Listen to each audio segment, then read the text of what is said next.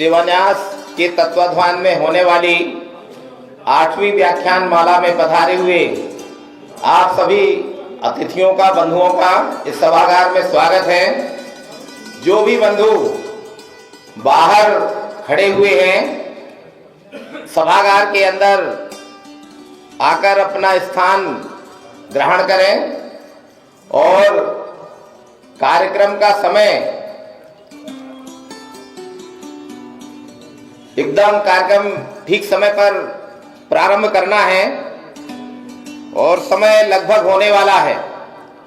सभी बंधुओं से आग्रह है कि आप सभागार में आकर अपना स्थान ग्रहण करें।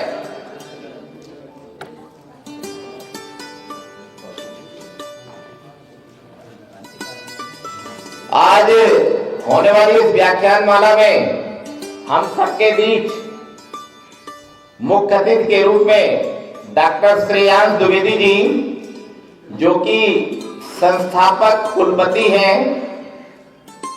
महर्षि वाल्मीकि संस्कृत विश्वविद्यालय कैथल हरियाणा, एवं विशिष्ट अतिथि श्री दयानिधि जी उर्मलिया, आप संगठन मंत्री हैं, प्राध्यापक परिषद ERDC, और इस न्यास के अध्यक्ष डॉक्टर राकेश मिश्रा,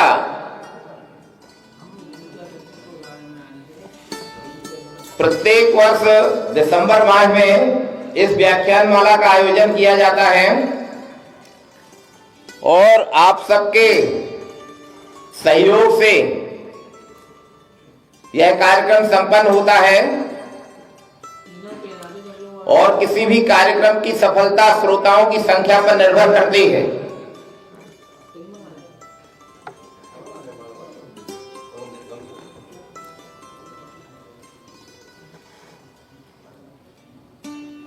यह शिवन्यास पूरे वर्ष भर सतत रूप से विभिन्न सेवा के आयामों को संपन्न करता है। जैसे कि अभी प्रयागराज में माघ माह में प्रत्येक वर्ष और इस बार कुंभ का है, तो वहां भी निःशुल्क स्वास्थ्य परीक्षण, नेत्र शिविर एवं आने वाले अतिथियों को जो भी वहां शिविर में जाते हैं उनको सभी प्रकार की सुविधाएं उपलब्ध कराता है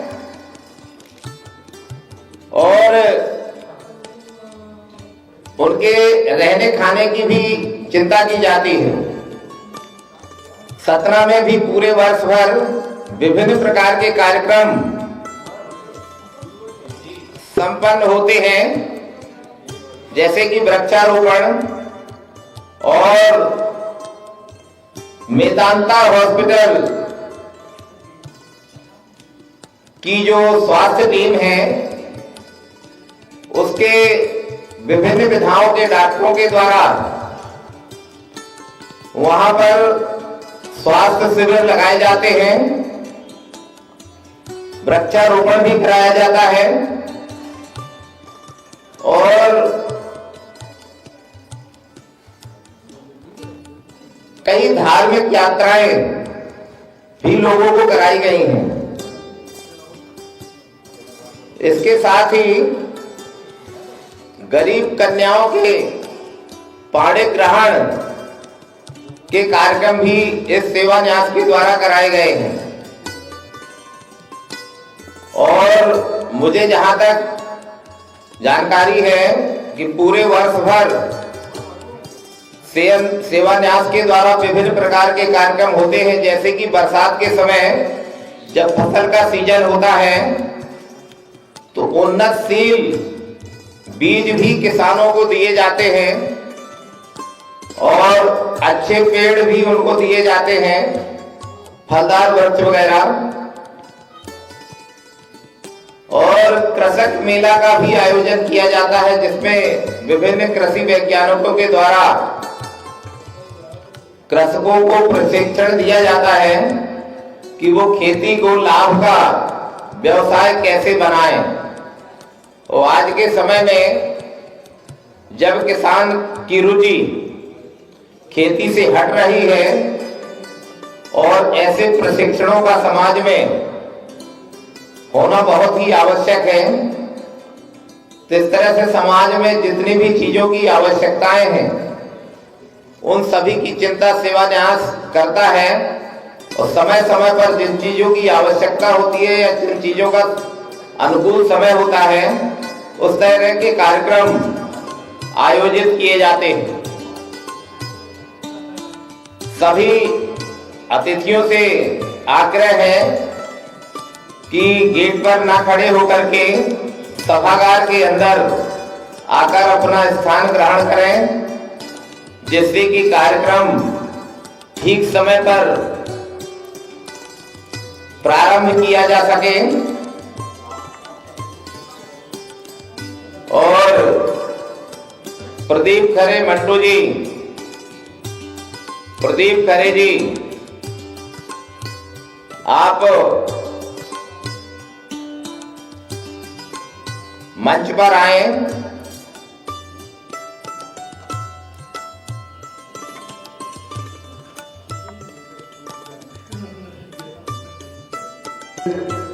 गणेश प्रसाद सेवा न्यास के द्वारा आयोजित इस अष्टम व्याख्यानमाला के मुख्य अतिथि हमारे बीच में पधार चुके हैं। मैं सभी से आग्रह करता हूं कि जोरदार तालियों के साथ उनका स्वागत करें।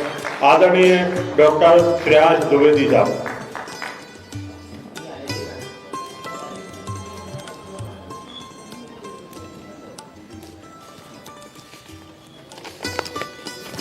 हमारे क्षेत्र में समाज सेवा के लिए आज हमारा न्यास किसी भी परिचय के लिए मोहताज नहीं है।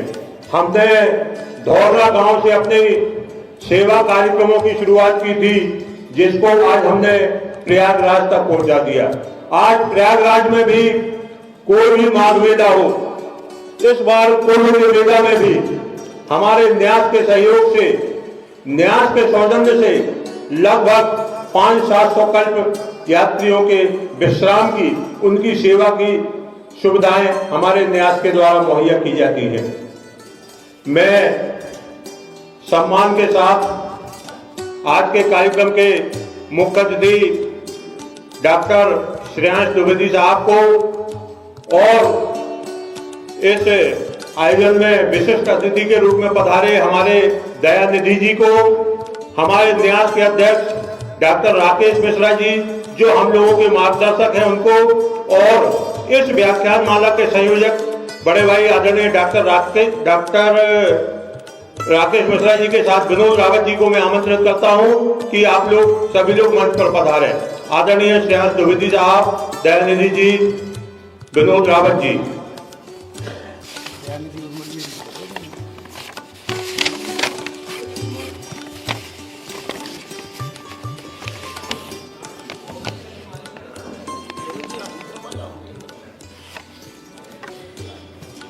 हमारे सनातन धर्म की परंपरा के अनुसार हम कोई भी आयोजन करते हैं तो उसकी शुरुआत दीप प्रज्वलन से करते हैं। हम आदरणीय मुख्य अतिथि सहित और सभी अतिथियों से विनम्र निवेदन करते हैं कि हमारी परंपरा का निर्वहन करें, और आदरणीय नीरज भार्गव जी से निवेदन है कि कृपया सहयोग करें।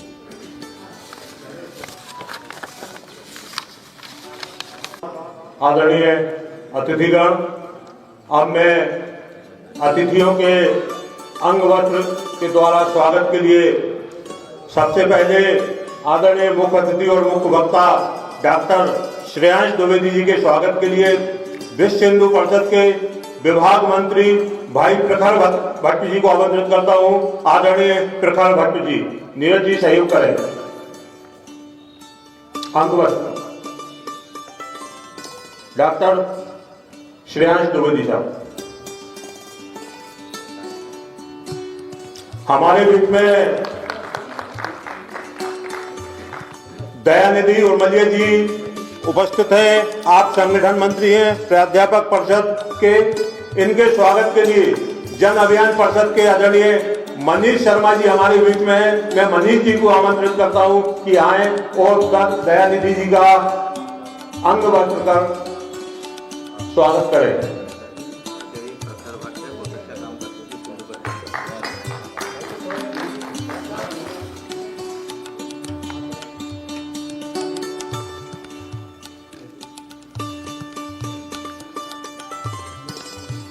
हमारे बीच में हमारे मार्गदर्शक और न्यास के अध्यक्ष डॉक्टर राकेश मिश्रा जी हैं। मैं उनके स्वागत के लिए श्री हनुमान टोरिया ट्रस्ट के सचिव आदरणीय नीरज भार्गव जी को आमंत्रित करता हूं कि बड़े भाई डॉक्टर राकेश मिश्रा जी का अंग वस्त्र कर स्वागत करें।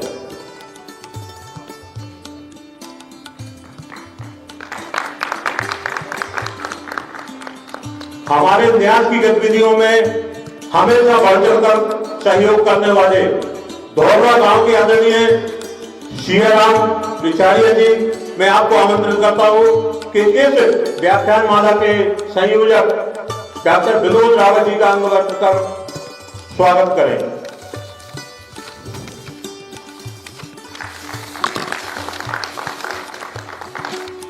धन्यवाद सियाराम जी।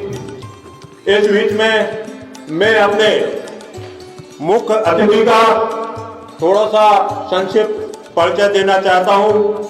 आदरणीय, आपने 3 विषयों में स्नातकोत्तर तथा काशी हिंदू विश्वविद्यालय से पीएचडी की उपाधि प्राप्त की है। आपकी सेवाएं महर्षि वैदिक यूनिवर्सिटी गाजियाबाद में प्राध्यापक, धर्म संघ संस्कृति महाविद्यालय दिल्ली में प्राध्यापक, गौड़ ब्राह्मण संस्कृत कॉलेज रोहतक में प्राध्यापक रहे हैं तथा SCERT में विषय विशेषज्ञ पर रहते हुए वर्तमान में शिक्षा विभाग हरियाणा सरकार में प्राचार्य के पद पर कार्यरत हैं। राज्य स्तरीय एवं राष्ट्रीय सेमिनारों, कार्यशालाओं तथा पाठ्य पुस्तक लेखन आदि का आयोजन करते रहते हैं। हरियाणा में नैतिक शिक्षा की पाठ्य पुस्तकों का निर्माण करने के संयोजन, लेखक एवं संपादन की भूमिकाएं भी आपके द्वारा निभाई गई है। हरियाणा संस्कृत अकादमी पंचकुला के उपाध्यक्ष भी आप रहे हैं। उत्तर प्रदेश सरकार में उत्तर प्रदेश संस्कृत संस्थान लखनऊ के सदस्य हैं। विभिन्न संगठन में शैक्षिक समूह के संस्कृत भारती संगठन में हरियाणा प्रांत के उपाध्यक्ष भी हैं।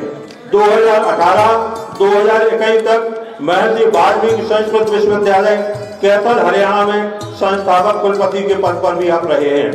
35 लेखों, सैकड़ों कविताओं तथा 15 ग्रंथों की रचना व संपादन आपके द्वारा किया गया है। पूरे देश में संस्कृत भारतम समर्थ भाषाक्रम, संस्कृत प्रशिक्षण वर्ग, बाल श्लोक निर्माण कार्यशाला, नगरे नगरे भगवत गीता, जने जने संस्कार जैसे राष्ट्रीय कार्यक्रमों के द्वारा संस्कृत एवं संस्कारों के प्रचार प्रसार में आप तत्पर रहे हैं। 17वें विश्व संस्कृत सम्मेलन जुलाई 2018 में विशिष्ट कोलंबिया विश्वविद्यालय वैंकूवर कनाडा में हरियाणा सरकार का प्रतिनिधित्व करते हुए व्याकरण एवं शोध कवि संभाव में अपनी काव्य प्रतिभा का प्रदर्शन कर सम्मेलन में आए प्रतियोगियों को अपनी प्रतिभा के प्रति आकर्षित किया है। इसके अलावा अगली जो विशेषता मैं बताने जा रहा हूं उसके लिए आपकी तालियां भी बहुत जरूरी है। आप हमारे छतरपुर जिले के समीप में ही महू-रानीपुर क्षेत्र के मूल निवासी हैं, जो संस्कृत के क्षेत्र में पूरे विश्व में अपना डंका बजा रहे हैं।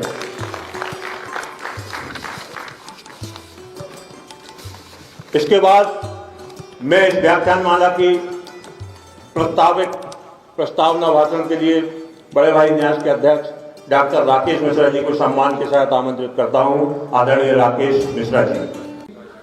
इस 8वीं व्याख्यानमाला में हमारे बीच में पधारे परम श्रद्धेय डॉक्टर श्रेयांश द्विवेदी जी, जिनके नाम में भी श्रेय का अंश है और संस्कृत भाषा के अद्वितीय विद्वान हैं और अपने बुंदेलखंड क्षेत्र से रह करके पूरे देश और दुनिया में नैतिक शिक्षा की स्थापना में जो काम लगे, ऐसे आज हमारे बीच में मुख्य अतिथि हैं। आज का जो विषय भी चुना है वो वर्तमान में सनातन धर्म की महत्ता से जुड़ा हुआ है। ऐसे सनातन धर्म की व्याख्या इससे अच्छा कोई कर नहीं सकता है। ऐसे आदरणीय श्रीमान डॉक्टर श्रेयांश द्विवेदी जी हरियाणा के कैथल में जो श्रीमान मनोहर लाल खट्टर जी की सरकार ने पहली संस्कृत यूनिवर्सिटी बनाई, उसके संस्थापक कुलपति हैं। एक बार जोरदार उनके लिए ताली बजाएं। बड़े कम समय में वो हमारे बीच में आए, इसलिए सच्चे अर्थों में वही अतिथि हैं, क्योंकि अतिथि वो है जिसके आने की तिथि ना हो। इस ओरिजिनल काम में कार्ड में नाम छपा था डॉक्टर ब्रजकिशोर कुठियाला जी, जो माखनलाल चतुर्वेदी विश्वविद्यालय के कई वर्षों तक कुलपति रहे और अभी भी अनेक कामों में जुड़े हैं। हरियाणा उच्च शिक्षा आयोग के अध्यक्ष हैं। किसी कारणवश उनका आना नहीं हुआ तो अच्छा ही रहा, जो आया वही हमारा मुख्य अतिथि। ऐसे अतिथि को प्रणाम करता हूँ। दूसरे हमारे बगल में डॉक्टर दयानिधि उर्मलिया जी, जो संघ के प्रचारक हैं, प्राध्यापक शिक्षा, व्यावसायिक शिक्षा के लिए काम करते हैं। नागपुर उनका मुख्यालय है। और ये वास्तव में जब व्याख्यानमाला 8 साल पहले शुरू हुई, उसके पीछे के सूत्रधार हैं तो दयानिधि उर्मलिया जी। परम पूज्य दद्दा जी के साथ उनका बड़ा स्नेह था। उसी समय महाराजा छत्रसाल विश्वविद्यालय नया नया शुरू हुआ था। आदरणीय दयानिधि जी की बड़ी इच्छा थी दद्दा जी के नाम से विश्वविद्यालय में एक शोधपीठ शुरू हो और उस शोधपीठ के माध्यम से यहाँ पे एक व्याख्यानमाला का निरंतर आयोजन शुरू हो। उन्होंने बहुत प्रयास किया। महामहिम राज्यपाल श्री लालजी टंडन जी थे उस समय। शोधपीठ की स्वीकृति भी हुई, उसकी कार्रवाई भी पूरी हो चुकी और कई प्रकार के काम उस शोधपीठ के माध्यम से होंगे।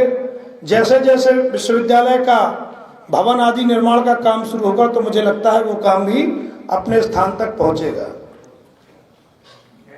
आज समाज में अनेक भागवत कथाएं होती हैं, अनेक संगीत के कार्यक्रम होते हैं, मेले होते हैं, बुंदेलखंडी राई नृत्य आदि की कथाओं चर्चा होती है। लेकिन व्याख्यानमाला सुनने में किसी की रुचि होती है कि नहीं होती है, ये हम आयोजकों को भी कुछ दिनों में लगने लगा है, क्योंकि ये बड़ा नीरस सा विषय होता है।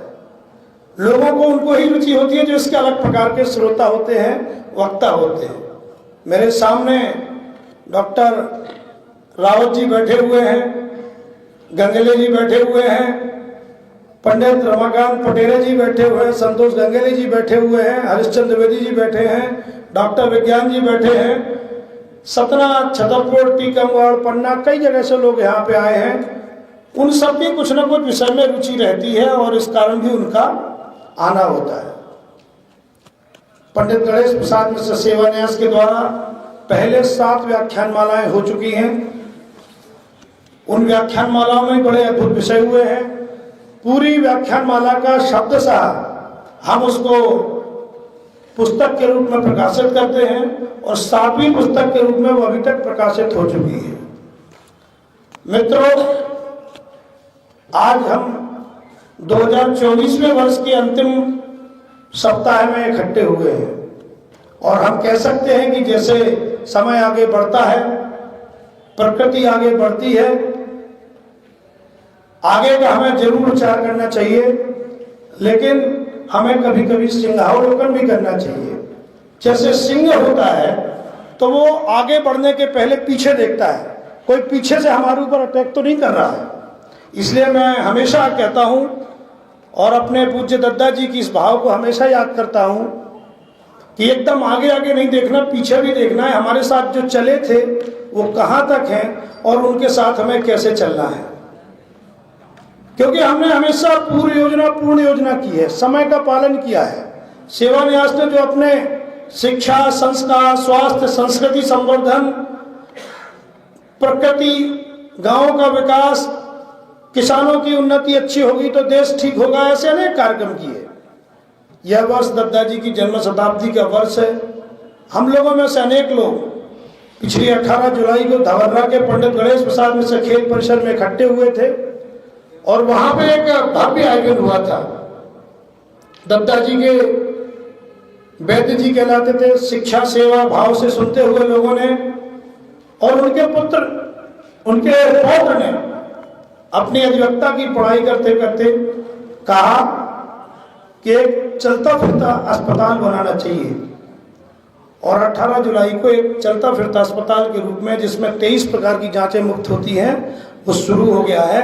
बड़े सफलतापूर्वक 17 जिले में जो हमारी कर्मभूमि है वहाँ पर निरंतर मरीजों का इलाज करता है, गांव-गांव जाता है, घर घर जाता है और मरीजों को निःशुल्क दवाइयाँ देता है।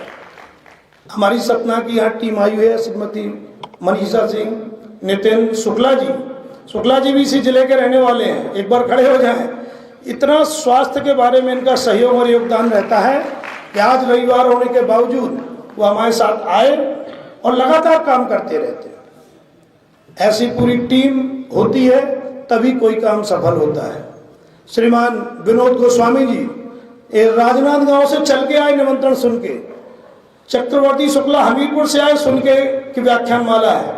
तो जिसको कहते हैं जिसको जो पाना होता है वो वहां पहुंच जाता है। उसका भाव प्रेम का होता है, उसका भाव विचार का होता है, और उसका एक भाव होता है कि चलो चल के मिलके कुछ करेंगे। यहाँ पे हमारे साथ बहुत सारे वरिष्ठ पत्रकार बंधु हैं, आदरणीय सुरेंद्र जी, हरिप्रकाश जी, कल्याण सिंह जी, सब लोग जो है कहते हैं कि भाई विषय क्या है, चर्चा क्या है, इसकी चर्चा होगी, और मैं कोशिश करता हूँ कि सब लोगों के माध्यम से मिलके विषय को तय करें और बात चले। मित्रों, हमने सेवान्यास की गतिविधियों को बताने की जरूरत इसलिए समझी कि लोगों को ये ना लगे कि ये जो है एक ही व्याख्यान माला के लिए छतरपुर में इकट्ठे होते हैं। हमने पहले ही कहा है कि हमारी जन्मभूमि धवर्रा है, वहाँ पे हमारे निरंतर कुछ ना कुछ काम चलते हैं, चाहे वृक्षारोपण हो, 10,000 पेड़ अभी तक फलदार गांव वालों को दे चुके हैं। स्टेडियम में लगातार कुछ ना कुछ एक्टिविटी चलती रहती है।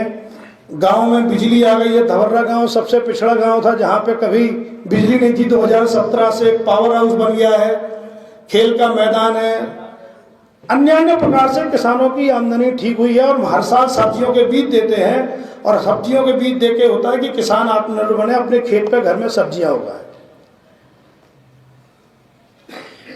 दद्दा जी वैद्य जी भी कहलाते थे। प्रयागराज के माघ मेले में संघ की तरफ से जब व्यवस्था सूची लगती थी तो लोग जाते थे, एक महीने वो रहते थे। ऐसी प्रेरणा हुई कि भीमकुंड वाले स्वामी जी मिले और उन्होंने कहा कि एक पंडाल भैया जी दद्दा जी के नाम से ट्रस्ट के माध्यम से लगाना चाहिए। मैंने कहा मैं कहाँ देख पाऊंगा, समय नहीं है। बोले आप तो आदेश करिए, हम सब लग जाएंगे। पिछले 7 साल से आपको बताना चाहता हूँ, हर साल 500 कल्पवासी उसमें निवास करते हैं। इस बार के पूर्ण कुंभ में वो संख्या 1000 की हो गई। अष्टशतकोत्तर भागवत कथाएं, यानी 108 भागवत कथाओं के लिए 108 पंडितों की व्यवस्था है। 108 पंडित सवेरे से पूजन करके अपने माता पिता, भाई बहन, ससुर, जिसके नाम की जो भागवत करें उनकी फोटो लगा के भागवत कथा में बैठेंगे। शाम को यानी दोपहर को 2 बजे से 5 बजे तक संगीतमय भागवत कथा पंडित राहुल शास्त्री जी करेंगे। और 4 फरवरी से 10 फरवरी तक ऐसा जो है वहाँ पे रसमय आयोजन होगा। मेरी हार्दिक इच्छा थी कि हमारे बुंदेलखंड क्षेत्र के लोग ज़्यादा से ज़्यादा जाएं। एक सत्यनारायण की कथा करने में लोगों का सहयोग नहीं रहता, खर्चा नहीं रहता। हमने 4 लोगों के रहने की, भोजन की, पंडित जी की दक्षिणा की, वस्त्र की, फूल फल प्रसाद की व्यवस्था की है। और उनसे कहा है जिसकी जो क्षमता हो वो करे। मिनिमम 21,000 रुपये उसमें रखा है। अगर किसी के पास वो भी व्यवस्था नहीं है तो वो भी सेवान्यास अपने माध्यम से करेगा। आपको केवल संकल्प के साथ 4 से 10 फरवरी तक रहना है वहां पे। एक गोस्वामी जी उसी नाते इन्होंने भी अपनी माता जी के नाम पे कथा का फार्म भरा, कहीं ऑनलाइन पढ़ा, देखते हैं प्रभावित होते तो आ गए। ये स्वयं बहुत बड़े भागवत कथा करने वाले हैं। अभी महाराष्ट्र के चुनाव के समय हमें मिले, विदर्भ एरिया में आदिवासी लोग जो हनुमान जी और देवी देवताओं को फेंकने लगे थे, उनमें रावण की पूजा करते थे। आज वहाँ देखते देखते परिवर्तन आया है और ऐसे कथाकारों से सनातन की चर्चा से ही हमारे देश में विषय हुई है। मैं इनका हृदय से धन्यवाद और स्वागत अभिनंदन करता हूँ। कहने का तात्पर्य कि आप कोई काम शुरू करिए, तबीयत से और मन से लग जाइए, छोटे छोटे स्वार्थ को हटा दीजिए, आपको यश उपलब्धि मिलने ही वाली है। लोग पूछते हैं कि आप दिल्ली में रहते हो, कितना सारा टाइम निकाल लेते, कहाँ कहाँ थे। मैं कहता हूँ जिनमें भगवान ने सोने का वरदान दिया है वो दिन में 12 घंटे भी सो रहे हैं, और जिनको काम करना है उनकी 4 घंटे में भी नींद पूरी हो रही है। इस देश को हमारे प्रधानमंत्री श्री नरेंद्र मोदी जैसा नेतृत्व मिला है, तो वास्तव में अपना स्वयं का ध्यान न करते हुए जनता का, समाज का ध्यान, भारत का मान दुनिया में बढ़े, इसके लिए काम करते हैं। तो हमें भी उनसे कुछ सीखना चाहिए। देश हमें सब कुछ देता है, हम भी तो कुछ देना सीखें। इस भाव के साथ आज ये व्याख्यानमाला प्रारंभ हो रही है। सनातन धर्म की व्याख्या तो हमारे विद्वज्जन डॉक्टर श्रेयांश द्विवेदी जी करेंगे, दयानिधि जी उसमें कुछ विषय बताएंगे। मुझे सेवा न्यास के बारे में कुछ कहना था, उतना मैंने कहा है। फिर भी मैं थोड़ा 2 शब्द आज के विषय की प्रास्ताविकता के रूप में भी कहना चाहूँगा, क्योंकि संतोष गंगेले जी ऐसे विद्वान व्यक्ति बैठे हैं, इन्हें तो बोलेंगे कि भाई साहब सेवा न्यास का तो पता है, आज के विषय का भी कुछ पता बताओ। तो मेरी हमेशा आदत रहती है, मैं कहीं जाता हूँ, कल सतना में था, सतना में आने वाली 11-12 जनवरी को 2 बड़े कार्यक्रम होने वाले हैं। 11 जनवरी को प्रभु श्री राम की अयोध्या में प्राण प्रतिष्ठा का 1 वर्ष पूर्ण हो रहा है। उस दिन हमने तय किया कि वहाँ के टाउन हॉल की 1000 संख्या की बैठने की व्यवस्था है। नौजवानों को इकट्ठा करना है। 500 नौजवान एक दिन आएंगे, 500 दूसरे दिन आएंगे, 500 शहर के गणमान्य लोग आएंगे, और उस टाउन हॉल की बैठक की व्यवस्थाओं के लिए कल हम शाम को 4 बजे से 6 बजे तक बैठक की। लगभग 100 विभिन्न संस्थाओं के प्रमुख लोग आए और सबने मिलकर तय किया है कि प्रभु श्री राम की स्थापना के 1 वर्ष पर कोई स्थानीय कार्यक्रम नहीं हो रहा था। मिश्रा जी आप कहाँ से सोच के आते, और दामोदर रामदास जी नाम के व्यक्ति पुणे से चल के आ रहे हैं अकेले मोनोप्ले के माध्यम से, और वो हमें व्याख्यानमाला में कार्यक्रम में अपनी प्रस्तुति देंगे। कहने का तात्पर्य सनातन की चर्चा करने में जो तत्व सहयोगी है, संस्कृत भाषा के उन्नति के लिए चाहे भीमकुंड की संस्कृत पाठशाला हो, चाहे हमारा उपनयन संस्कार की व्यवस्था प्रयागराज के कुंभ मेले में हो, यह सब व्यवस्था होने वाली है। आप सब लोगों को हम सनातन धर्म को आगे बढ़ाने के लिए, सनातन संस्कृति की रक्षा करने के लिए आमंत्रित करते हैं कि आइए गंगा यमुना सरस्वती के संगम। गंगा और यमुना तो बहती हुई दिखती है, लेकिन सरस्वती ज्ञान रूपी को कहा गया है, सरस्वती अदृश्य है। तो आइए हम बिना जाति पंथ भेदभाव के हटाते हुए प्रयागराज में 13 जनवरी से हमारे मेला स्थल पर आए। जिसको जब समय मिले कम से कम एक बार जरूर जाना चाहिए। कि दुनिया का अनोखा और सबसे बड़ा उत्सव है, जिसकी हमारे प्रधानमंत्री जी ने दुनिया के सब देशों को निमंत्रण भेजा। हमारे मुख्यमंत्री श्री योगी आदित्यनाथ जी ने हर राज्य के मुखियाओं को निमंत्रण भेजा कि आइए और सर्व कुंभ में भाग लें, ऐसी सबकी प्रार्थना है। मैं अपने बुंदेलखंड क्षेत्रवासियों से अनुरोध करता हूं कि आप सब लोग भी आए। आज के विषय के बारे में जो मैं कहना चाहता था कि हम कहते हैं सनातन धर्म और हिंदू धर्म, हम तो हिंदू हैं। इस सनातन की बात अब नई कहाँ से आई। हमारे जिले के एक बड़े संत ने सनातन धर्म को लेकर बहुत अच्छी एक यात्रा शुरू की, मैं उसको प्रणाम करता हूँ। सबको जोड़ने की बात है। सनातन धर्म वैदिक धर्म भी कहा जाता है। सनातन शब्द संस्कृत का है, जिसका अर्थ शाश्वत धर्म है, सदा रहने वाला धर्म होता है। ऐसे में कोई सनातन धर्म को मानता या पालन करता है। सनातन धर्म जीवन जीने की कला है। सनातन धर्म कई तरह के दर्शनों से मिलकर बना है, जिसमें वेदांग, योग और सांख्य दर्शन शामिल है। वेदांग दर्शन के मुताबिक आत्मा ही सच है और ये हर मनुष्य में मौजूद है। योग दर्शन में शरीर और मन को नियंत्रित करने का उपाय बताया जाता है, तथा सांख्य दर्शन प्रकृति और पुरुष के बीच के रिश्ते को कहते हैं। कई बार यह प्रश्न उठता है कि सनातन धर्म और हिंदू धर्म कुछ अलग है या एक ही है। ये यहाँ बैठे हुए अनेक लोगों के मन में सवाल भी होगा, होना भी चाहिए।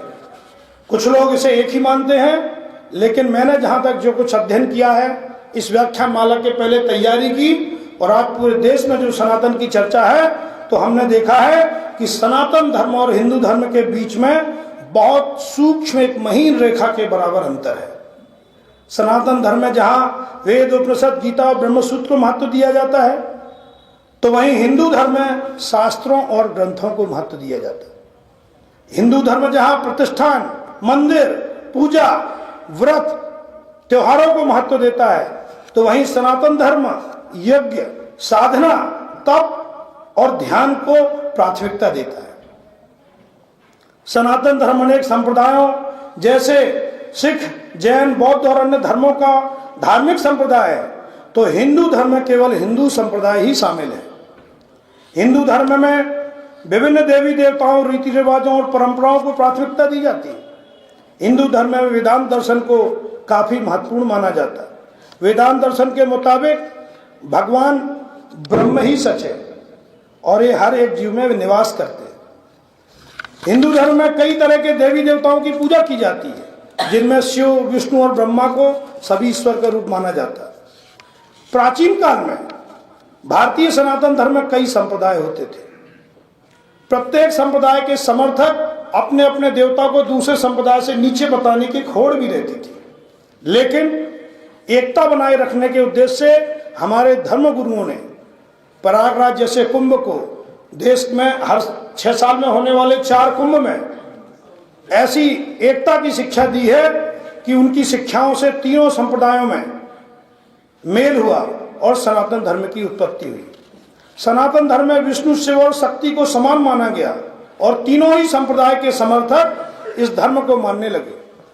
सनातन धर्म का सारा साहित्य वेद, पुराण, श्रुति, स्मृतियां, उपनिषद, रामायण, महाभारत, गीता आदि संस्कृत भाषा में रचा गया है।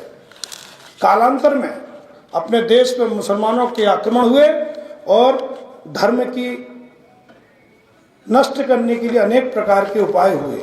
हम देख ही रहे हैं जो अभी टीवी पे हमें दिखाया जा रहा है, उस वर्तमान में नहीं जाना चाहता हूं, आप सब लोग स्वयं जागरूक हैं। तो कालांतर में देवभाषा संस्कृत का ह्रास होने लगा। बाद में मैकाले ने तो इसको पूरी तरह नष्ट करने की व्यवस्था की है। जो कुछ बचा खुचा है तो हमारे दयानिधि जैसे और श्रेयास जी जैसे लोग हैं और डॉक्टर रावत जी जैसे लोग बैठे हैं जिनका रोज सवेरे सुभाषित मिलता है। स्थिति को सुधारने के लिए तुलसीदास जी ने प्रचलित भाषा में रामचरितमानस की रचना की। आपको मजेदार बात बता दूं कि तुलसीदास जी भी हमारे बुंदेलखंड में ही राजापुर और बांदा के पास के ही पैदाइशी है। जब तुलसीदास जी ने रामचरितमानस लिखा तो किसी ने महत्व नहीं दिया। उनकी भी रामचरितमानस को महत्व देने के लिए एक सनातनियों ने विशेष प्रयास किया और आज जाके हम कहते हैं कि घर घर में तुलसी, घर घर में रामायण, घर घर में मानस का अखंड पाठ प्रारंभ हुआ। ये सनातन धर्म की रक्षा के लिए, हिंदी भाषा के प्रयोग के लिए हमें हिंदू धर्म की तरफ हम पहुंचे। और जब ब्रिटिश शासन आया, ईसाई, मुस्लिम आदि धर्मों के मानने वालों का तुलनात्मक अध्ययन करने से पता चलता है कि जनगणना करना चाहिए। आज भी कुछ लोग जनगणना की बात करते हैं, जाति जनगणना की चर्चा करते हैं। जब जनगणना हुई तो ध्यान में आया कि सनातन धर्म से अपरिचित होने के कारण धर्म के नाम का सनातन धर्म के स्थान पर हिंदू धर्म रख दिया और आज जो है नारा लगने लगा हिंदू हिंदू भाई भाई। सनातन में आधुनिक और समसामयिक चुनौतियों का सामना करने के लिए, क्योंकि हिंदू धर्म में अनेक कुप्रथाएं भी आई, समय समय पर बदलाव करने के लिए राजा राममोहन राय, स्वामी दयानंद, स्वामी विवेकानंद आदि ने सती प्रथा, बाल विवाह, अस्पृश्यता जैसे असुविधाजनक परंपरागत कुरीतियों को खत्म करने की बात की। लेकिन बौद्ध और जैन धर्मावलंबी भी अपने आप को सनातनी कहते हैं। सनातन धर्मी के लिए किसी विशिष्ट पद्धति, कर्मकांड, वेशभूषा को मानना जरूरी नहीं है। जब हम वैज्ञानिक दृष्टि से बात करने लगे तो सनातन धर्म की बुनियाद सत्यम शिवम सुंदरम पर आधारित हो गई और हम धर्म ग्रंथों के अनुसार सनातन ही एकमात्र धर्म है जो ईश्वर, आत्मा और मोक्ष को तत्व और ज्ञान से जानने का मार्ग बताता है। सनातन धर्म के मूल तत्वों में सत्य, अहिंसा, दया, क्षमा, दान, जप, तप, यम, नियम आदि है जिनका शाश्वत महत्व है। आज सनातन धर्म की वर्तमान में बहुत चर्चा हो रही है। मैं और ज्यादा कुछ न कहते हुए अपने मुख्य वक्ता, मुख्य अतिथि आदरणीय डॉक्टर श्रेयांश द्विवेदी जी से हमें सुनने के लिए मिलेगा और उस व्याख्यानमाला के माध्यम से यह विषय जन-जन तक पहुंचे, यह पंडित गणेश प्रसाद मिश्र सेवान्यास की भावना है, इच्छा है। और मैं कह सकता हूं आज के विचार मंथन से जो अमृत रूपी निकलेगा हमें वही ग्रहण करना है, क्योंकि पंडितों ने और शास्त्रों ने जो कहा है वह हम अपने जीवन में अपनाएं, ऐसी मेरी इच्छा है। पंडित गणेश प्रसाद मिश्र सेवान्यास के निमंत्रण पर और खास करके डॉक्टर विनोद रावत, प्रदीप खरे, प्रवीण गुप्ता जी, नरेंद्र मिश्रा जी, इनकी टीम हर साल जो तैयारी करती है और एक विषय पर व्याख्यान करती है, तो उनको मैं बहुत बहुत धन्यवाद देता हूं, क्योंकि आज का पूरा आयोजन सब उन्होंने किया। रविवार के बावजूद भी सनातन प्रेमी यहाँ पे आए, उन सबका भी मैं हृदय से धन्यवाद देता हूँ। बहुत बहुत धन्यवाद।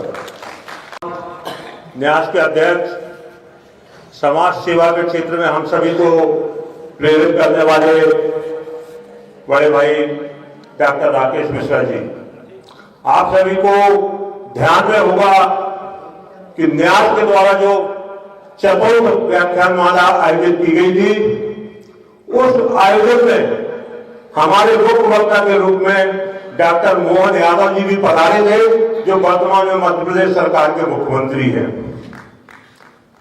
अब मैं सम्मान के सहित उन्हें आमंत्रित करता हूं, जिनके लिए, जिनकी वाणी को सुनने के लिए हम सब यहां पर एकत्रित हुए हैं। डॉक्टर श्रेयांश द्विवेदी जी सादर आमंत्रित है। वंदे जगत गुरुम। इस पावन धराधाम छतरपुर और उसमें भी विशेष रूप से ये महाराजा छत्रसाल ऑडिटोरियम में पधारे हुए सभी सनातन बंधुओं का मैं हृदय से अभिनंदन करता हूँ, मातृशक्ति को नमन करता हूँ, बंधु बांधवों को नमन करता हूँ और विशेष रूप से नमन करता हूँ इस प्रास्ताविकम के साथ जिन्होंने अपने वक्तव्य के माध्यम से सनातन के मार्ग का जो वो एक टोल टैक्स का होता है ना, वो खोल दिया है, मार्ग खोल दिया है कि अब आगे बढ़ते चलिए। और आप सबके लिए, हम सबके लिए मार्ग प्रशस्त करने वाले परम आदरणीय, परम सम्माननीय, परम श्रद्धेय पंडित गणेश प्रसाद मिश्र जो दद्दा जी महाराज हैं, उनकी स्मृति में ये समाज को एक अनन्य मार्ग, एक अनन्य सनातन मार्ग, एक राष्ट्र समृद्धि का मार्ग प्रशस्त करने के लिए हमारे आदरणीय राकेश मिश्र जी बहुत ही अभिनंदनीय हैं। उनका मैं वंदन करता हूं, जिन्होंने मुझे इस बुंदेलखंड के मध्य में हृदय छतरपुर में आमंत्रित करके आप सबके साथ उपस्थित होने का अवसर प्रदान किया। इसी के साथ मंच का संचालन कर रहे बड़े व्यवस्थित ढंग से उनका भी मैं आभार व्यक्त करता हूं। मंच पर विराजमान जो दया भी और निधि भी दोनों हैं जी, हम सबको दया, किसी परमात्मा की दया की भी आवश्यकता है और निधियों की आवश्यकता है, संपत्तियों की। लेकिन संपत्ति वही है जहां सुमति तहां संपत्ति नाना, जहां कुमति तहां।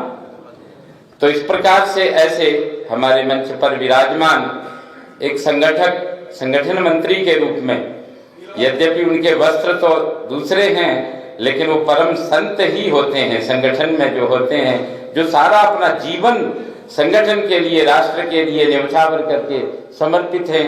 ऐसे दयानिधि उर्मिलिया जी का मैं स्वागत करता हूं, अभिनंदन करता हूं और वंदन करता हूं। वस्तुतः यह धरा बुंदेले हर बोलों के मुंह हमने सुनी कहानी थी। तो इस प्रकार से बुंदेलखंड सनातन का बड़ा ही प्रशंसक रहा है अनादिकाल से। जब से ये बुंदेलखंड, या जब से हम ये कहें ये मनुर्भव का सिद्धांत शुरू हुआ, मनुष्य बनो, यही तो सनातन है। सनातन गोस्वामी तुलसीदास जी की बात चल रही थी, सब मम प्रिय सब मोहि उपजाए, सब ते अधिक मनुज मोहि भाए। कितना अद्भुत दृश्य है। मानस की तो एक एक चौपाई, मानस को सनातन बनाने की परंपरा है। उन्होंने मनुष्य को सबसे उत्तम बताया है, और है ही। परमात्मा की सृष्टि में सबसे अधिक परमात्मा को प्रिय मनुष्य है, क्योंकि मनुर्भव का सिद्धांत वेद भी देते हैं। और वर्तमान विषय देखिए कितना अद्भुत रखा गया है। वर्तमान में सनातन धर्म की महत्ता। अब वर्तमान क्या है? वर्तमान वही है जो हम कुछ 400 वर्ष की या 800 वर्ष की परंपरा या 600 वर्ष की परंपरा को देख करके हम कहीं ना कहीं विदीर्ण होते नजर आते हैं। अपनी परंपराओं को हमें आज खोजना पड़ रहा है। आप सब देख रहे हैं, इशारा मिश्र जी ने कर दिया है। तो ऐसा जो हमारे साथ षड्यंत्र हुआ है, और मैकाले की तो हद ही हो गई। हमारी शिक्षा पद्धति हमें सनातन से किस तरह से दूर रख रही है, ये बड़ी विडंबना है। हमारे यहाँ बच्चे को A to Z 1 मिनट में बोल देता है, लेकिन आ से लेकर शत्रज्ञा तक नहीं बोल सकता है, क्योंकि वो पाठ्यक्रम की ऐसी विधा है। क्योंकि हम तो का कबूतर में फंसाए रखते हैं। जब तक का कबूतर बोले इतने में तो 25 वर्ण बोल जाए बच्चा। लेकिन हमारे शिक्षक गण जो सभी यहाँ डॉक्टर साहब बैठे हुए हैं, ऐसी हमें शिक्षा पद्धति दे गए कि उन्होंने अपना प्रचार ना करके हमारे को नीचा दिखाना शुरू करते गए हो, और हम उसको बदलते जा रहे। कितने बदलेंगे, लेकिन आप बदल नहीं सकते हैं, क्योंकि सनातन सत्य यही है। अग्नि का स्वरूप, अग्नि का तत्व आप देखते हैं, कैसे ही कर लो वो दाहकता उसमें रहती है, उसमें पावनता है ही। तो जिस प्रकार से प्रकृति प्रदत्त अग्नि को आप किस रूप में कैसे भी रखो, लेकिन उसमें दाहकता है, पावनता है, उसमें ज्वलनशीलता है, उसमें वो अपने आप बता देगी। इसी प्रकार से हम सबका संरक्षण करने वाला जो सनातन जो परंपरा है, जो अनादिकाल से चली आई परंपरा है, जिसका ऋग्वेद में भी वर्णन किया गया है। और ऋग्वेद में तो अग्नि का ही उदाहरण दिया है उन्होंने। जिस प्रकार से अग्नि अपने सनातन गुण कर्म स्वभाव से विचलित नहीं होती, अग्नि में वो स्वभाव रहता ही है। उसी प्रकार से हमारे देश में कुछ विद्वान, कुछ संत, कुछ आचार्य हुए हैं, और अब भी हमारे सामने, आपके सामने आपको एकत्रित करने के लिए वो जो प्रयास करते हैं, उद्यम करते हैं कि भाई 4 घंटे भी ना नींद लेते हो, ये भी कोई बड़ी बात नहीं हो। कह रहे हैं 4 घंटे, लेकिन मुझे नहीं लगता है, क्योंकि वो दिल्ली से आए, सतना भी गए, मीटिंग भी ली, और फिर यहाँ भी बोले नहीं 3 बजे तो 3 बजे है। ये सनातनता है। इसी प्रकार से हमारे दयानिधि जी भी बैठे हुए हैं। तो मैं ये मानता हूं कि इनकी उपस्थिति में, और देखिए चाहे महर्षि दयानंद जी कहिए, चाहे स्वामी विवेकानंद कहिए, चाहे आचार्य शंकर कहिए, चाहे आचार्य रामानुज को कहिए, जो भी हुए हैं वो हमारे सनातन को, ऐसे जो विद्वान हुए हैं, वो विद्वान भी अपने स्वभाव से विचलित नहीं होते हैं। वो जो सेवा धर्म, जो इतना कठिन धर्म बताया है, उस सेवा धर्म पर चलने वाले वही विद्वान हैं जो त्याग और तपमय जीवन जिनका है। इसीलिए हमारे यहाँ कहा जाता है कि भारत भूमि कैसी है? भारत भूमि अर्पण की भूमि है, भारत भूमि तर्पण की भूमि है, भारत भूमि समर्पण की भूमि है। तो ऐसे समर्पित व्यक्तित्व, ऐसे महापुरुष यहाँ अवतरित होते रहते हैं। इसलिए सनातन कभी न मिटा है, न कभी मिटेगा, न झुका है, न झुकेगा, ये आगे बढ़ता ही रहेगा। ऋग्वेद में अग्नि का उदाहरण देकर के इतना गजब उदाहरण उन्होंने प्रस्तुत किया है कि जैसे अग्नि अपने स्वरूप को परिवर्तित नहीं करती है, वैसे ही आप देखिए गंगा का पावन तट, गंगा का निर्मल जल, गंगा का शीतल जल, हमारे स्वरूप को, हमारे तन को नहीं मन को भी पावन कर देता है। ऐसी गंगा जिस देश में बहती हो वहां सनातन पर आँच आ सकती है? कभी नहीं आ सकती है।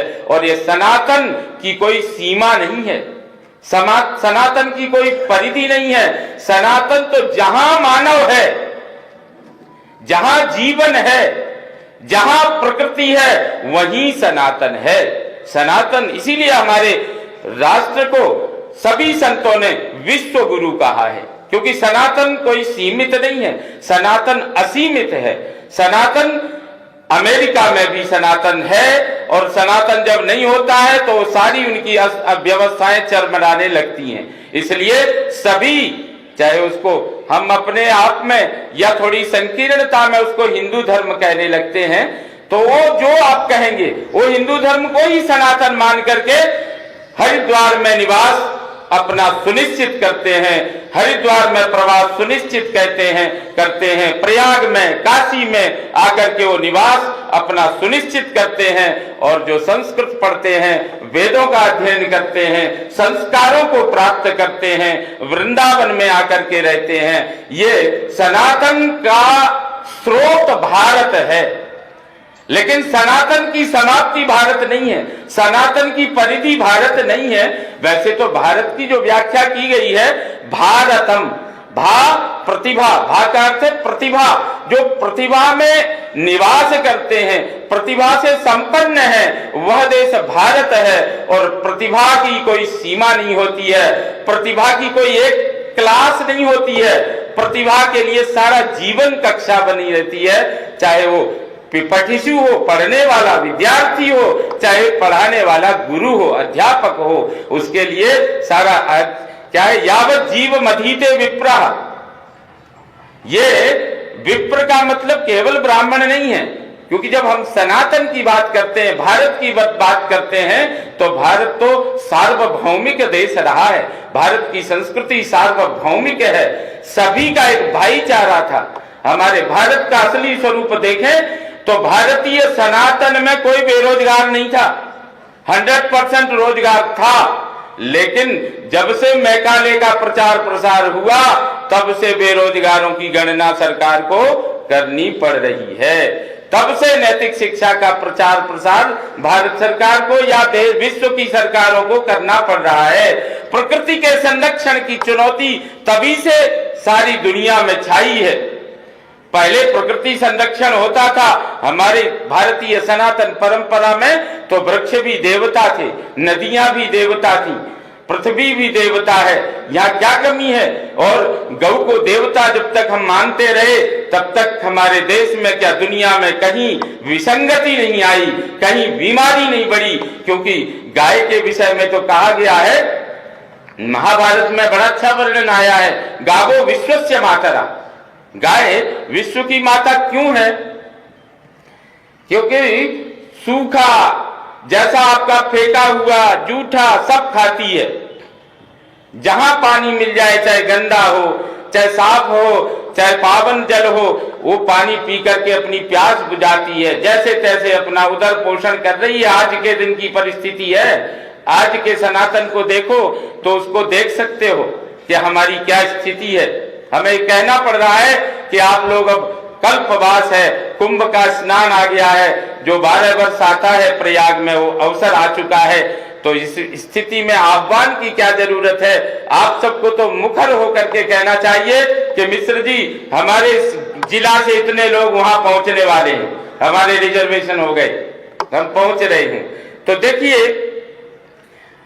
अपने आप जैसा तैसा खाती है, उसकी कोई गुणवत्ता नहीं है, उसके लिए कोई भाई न्यूट्रिशियन नहीं है, किसी तरह की कोई व्यवस्था नहीं है उसकी। लेकिन आपको क्या देती है वो ये देखिए, आपको दूध ही देगी। उस दूध में सूर्य की रश्मियां होंगी, उसमें स्वर्ण भस्म के तत्व, स्वर्ण तत्व होंगे, सूर्य की रश्मि होगी। सूर्य हमारे प्राण है। तो इस प्रकार से, जिस प्रकार से सनातन का प्रतीक गौ आपके आसपास रहती है, ये सनातन है। इसलिए हमें अपने कर्मों से विरत नहीं होना चाहिए। जिस प्रकार से ये हमारे ऋग्वेद में सनातन शब्द का सीधा है, धर्माणि सनता न दुदुषत, धर्माणि सनता न दुदुषत, ये ऋग्वेद में साफ स्पष्ट आया है। इसलिए हमें सब प्रकार से वो हमारे धर्म को, हमारी सनातनता को किसी प्रकार से अग्नि कम नहीं होने देती है, गंगा कम नहीं होने देती है, गौ कम नहीं होने देती है, पृथ्वी कम नहीं होने देती है। पृथ्वी सदा ही हमें भरण पोषण के लिए, हमें ये सत्य श्यामला इसीलिए कहा गया है, ये क्या नहीं देती है, ये पृथ्वी हमें सब प्रकार की ऊर्जा प्रदान करने वाले तत्व प्रदान करती है। इस प्रकार से सूर्य भी हमें प्राणदाता है, सूर्य ही हमारे प्राण है, चंद्र हमारा मन है। ये अगर किसी प्रकार से अगर इनमें कहीं मलिनता देखो तो आप सोचना अब सनातन पर, वो हमारे कहते हैं जब तक सूरज चांद रहेगा। तो ये नारा जो सरल नहीं है, सहज नहीं है, हमारे विद्वानों ने ये बड़ी विद्वत्ता से, वैज्ञानिकता से इसको प्रस्तुत किया है। तो इस प्रकार से हमारे ऋग्वेद में भी, और आप देखिए मनुस्मृति तो ये कहती है हमें अपने आप को कमजोर नहीं आंकना है।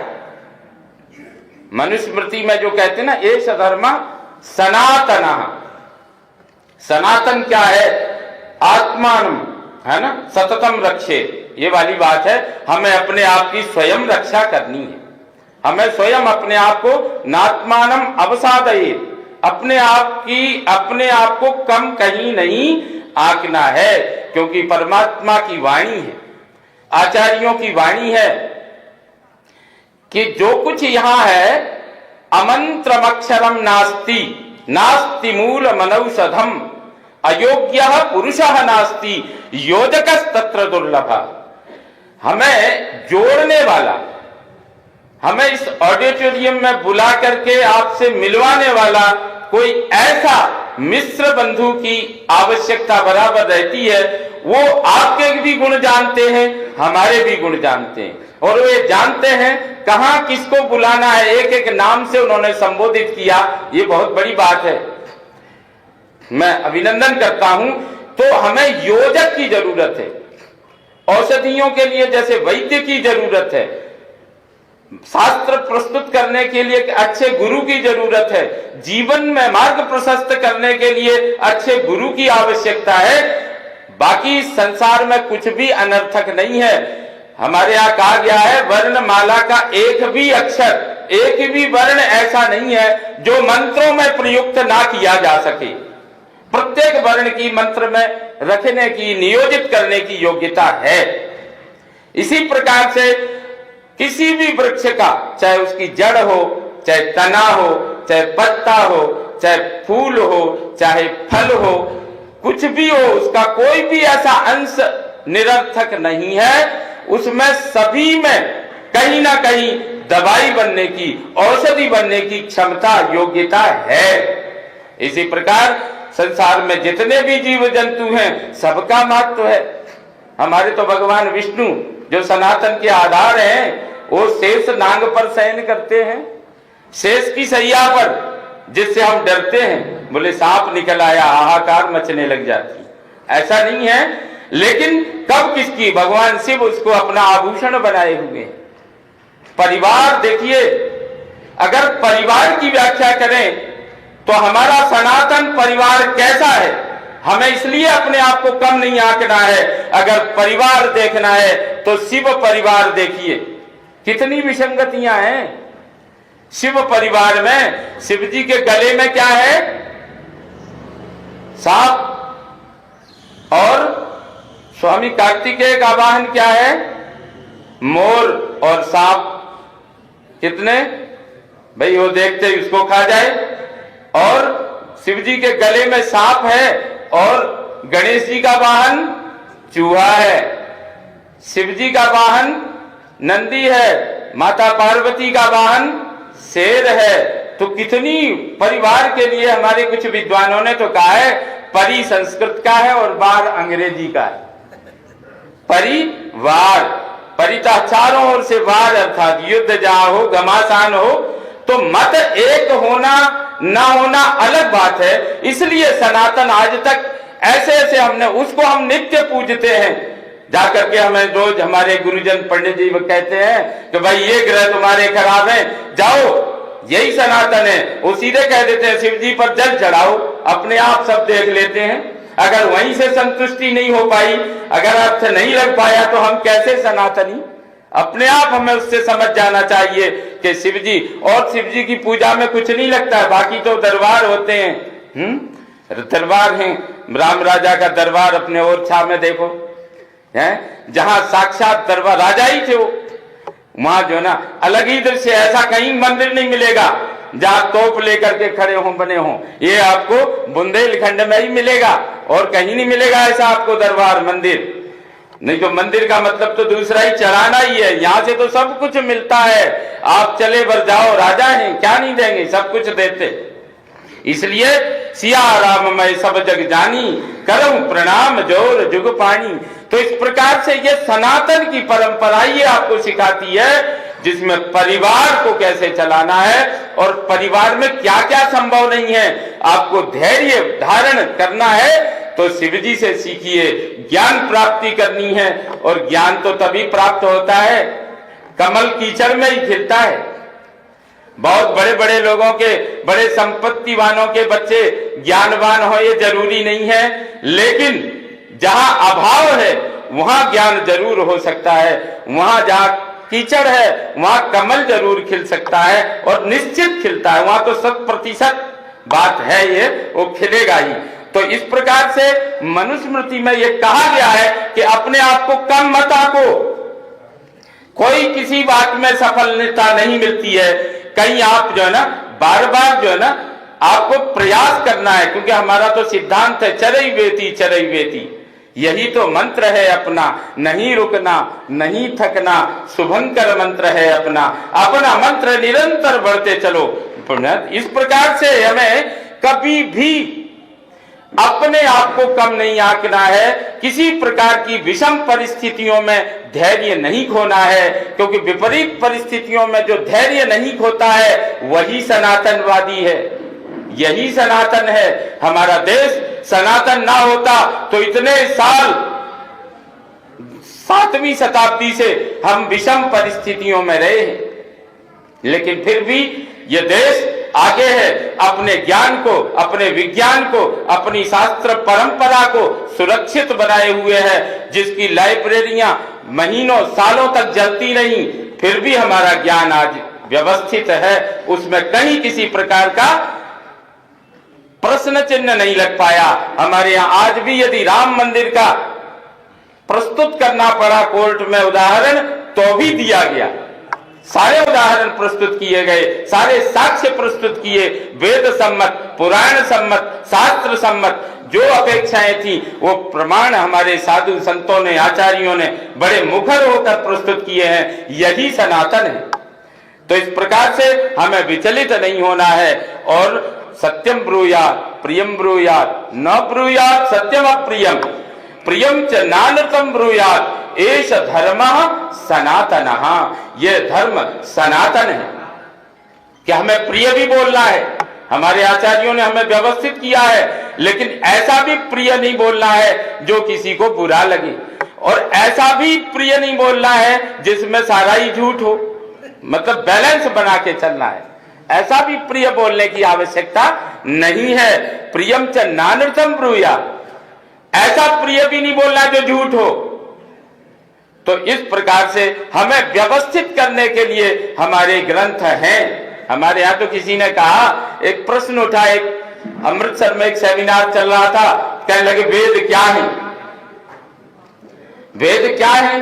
तो वहां प्रश्न आया तो उसमें उत्तर यह दिया गया कि वेद वैसे ही है जैसे आप वॉशिंग मशीन लेने जाते हैं, मोबाइल खरीदते हैं, कोई भी इंस्ट्रूमेंट खरीदते हैं, एसी खरीदते हैं, तो उसके साथ एक उसके गाइड के लिए इसको कैसे लगाना है, कैसे चलाना, एक बुक मिलती है उसके साथ। इस प्रकार से जब परमात्मा की फैक्ट्री में परमात्मा ने जब मनु महाराज ने जब सृष्टि की, तो सृष्टि के साथ साथ वेद लगा दिए कि भाई जब इनको पारिवारिक समस्या हो तो कौन से सूक्त को पढ़ना है, इनको जब मानसिक तनाव बढ़े तो कौन से सूक्त को पढ़ना है, इनको जब सामाजिक समस्या आए तो कौन से सूक्त को पढ़ना है। इसलिए सनातन बहुत ही व्यवस्थित, बहुत ही वैज्ञानिक और बहुत ही कल्याणकारी परंपरा है, ये सनातन धर्म है। इसीलिए ये अचल है, अविचल है, इसी को आत्मा भी कह दिया गया। तो इस प्रकार से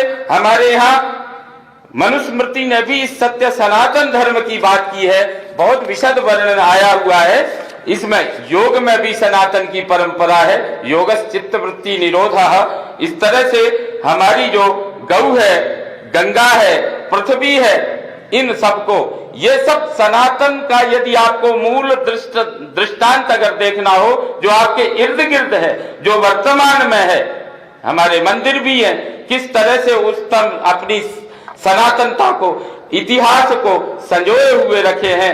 आज भी देखिए, अगर वहां हम खोज रहे हैं या उस पर रिसर्च कर रहे हैं या अनुसंधान कर रहे हैं, चाहे बाहर से बाह्य आकृति उनकी किसी की भी हो, लेकिन अंदर वो सनातन वहां व्यवस्थित है। यही तो सनातन है, नहीं तो कुछ भी अवशेष भी ना मिलता।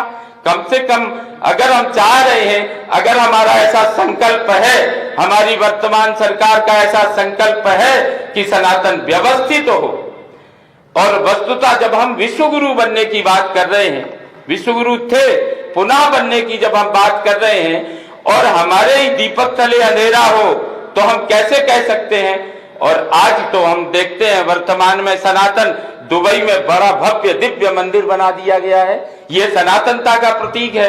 अगर सनातन में शक्ति नहीं होती तो हमारे प्रधानमंत्री जी जाकर के किस प्रकार से अपनी बात रखना, मंच पर रखना अलग बात है, लेकिन जिस प्रकार से विकास कार्य कर देना और उस सनातन भव्य दिव्य मंदिर के माध्यम से भारतीयों का कितना सम्मान, उस देश में नहीं, उसके आस पड़ोस जितने भी देश हैं, वहां सब जगह भारत का इस सनातन का डंका बजा है। तो ये सनातन की परंपरा में आप सब आगे बढ़ते रहें, यही विशेषता है।